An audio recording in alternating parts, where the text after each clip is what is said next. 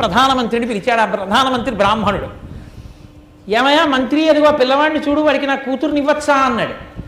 ఆ పిల్లవాడిని ఇలా చూసి, అబ్బా ఎంత తేజోమూర్తి, నాకున్నది ఒక్క కూతురు, నా కూతురుని ఇస్తే బాగుండని మంత్రి గారు అనుకున్నాడు. చంద్రశర్మ అనుకున్నాడు, ఇదంతా ఏదో ఈశ్వరానుగ్రహంలా ఉందిరా, ఇక ఎలా జరిగితే అలా, మనం ఏమీ పెట్టుకోవద్దు పూచి అనుకున్నాడు. ఇప్పుడు మంత్రి గారు అన్నారు, అయ్యా పిల్లనివ్వచ్చు, కానీ ఒక్క నియమమున ఉంటుంది.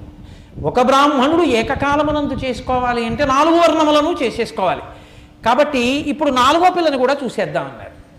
అంటే ప్రతిరోజు భక్తి శ్రద్ధలతో ఉండి ఆ అంతఃపురానికి వెన్న తెచ్చే గొల్లపిల్ల ఒకటి ఉంది.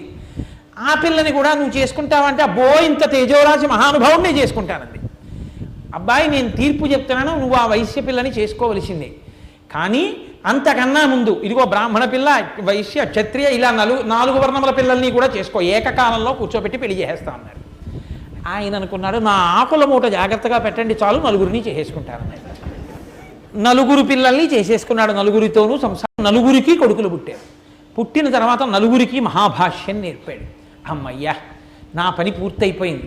ఇప్పుడు నేను 4 పిల్లలకి నేర్పేశాను కాబట్టి ఇప్పుడు సంతోషంగా నేను మళ్ళీ ఆత్మస్థితిలోకి వెళ్ళిపోతాను. నేను పరమేశ్వరుణ్ణి తెలుసుకుని అద్వైతానుభూతి యందు నిలబడతాను. కాబట్టి నేను వెళ్ళిపోతున్నానని చెప్పి ఇల్లు విడిచిపెట్టి వెళ్ళిపోయాడు.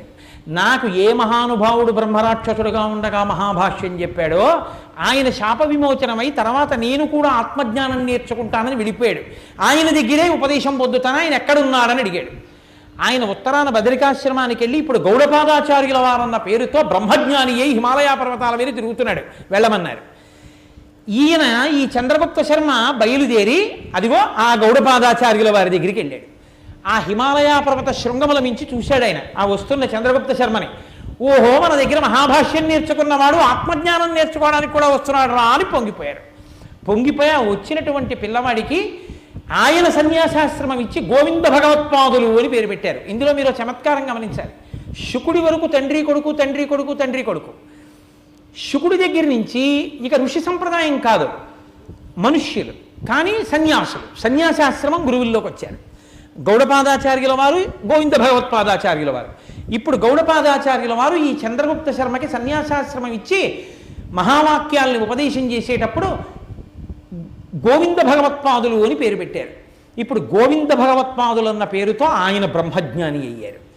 అయిన తరువాత గౌడపాదాచార్యుల వారు, శుకాచార్యుల వారు కలిసి, వ్యాసాచార్యుల వారు కలిసి మహానుభావుడైనటువంటి గోవింద భగవత్పాదులతో ఒక మాట చెప్పారు.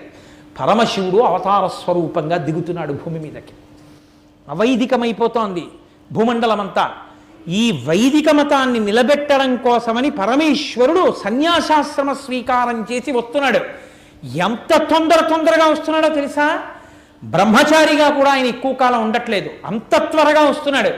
అటువంటి మహానుభావుడు సశాస్త్రీయ సన్యాస స్వీకారం కోసమని, గురువుగారిని స్వీకరించడం కోసమని ఎక్కడో దక్షిణ దేశంలో కాలడీలో పుట్టి అక్కడి నుంచి బయలుదేరి ఉత్తర దిక్కున ఉన్నటువంటి భద్రకాశ్రమానికి వచ్చేంత వరకు కూర్చుంటే ఆయనకి సమయం కొంత వృధా అవుతుంది. కాబట్టి మనం ముందుకెడదాం, ఆయన ముందుకు వస్తాడు. తొందరగా శంకరుల్ని కలుసుకుని అనుగ్రహించాలి. పైకి గురుస్వరూపంతో, ఆంతరమనందు ఆయనకి గురువై మనం తరించాలి. కాబట్టి రండి, వెంటనే గోవింద భగవత్పాద, నువ్వు శంకర భగవత్పాదులను అనుగ్రహించాలి. కాబట్టి నువ్వు ముందుకు నడు. నువ్వు ఏ రావి చెట్టు కింద ఆ బ్రహ్మరాక్షస స్వరూపంతో ఉండగా గౌడపాదాచార్యుల వారిని కలుసుకున్నావో, ఏ చెట్టు మీద నువ్వు మహాభాష్యం నేర్చుకున్నావో అక్కడ నర్మదా నది ఒడ్డున ఉన్నటువంటి గుహలోనే కూర్చునుండు. శంకర భగవత్పాదులు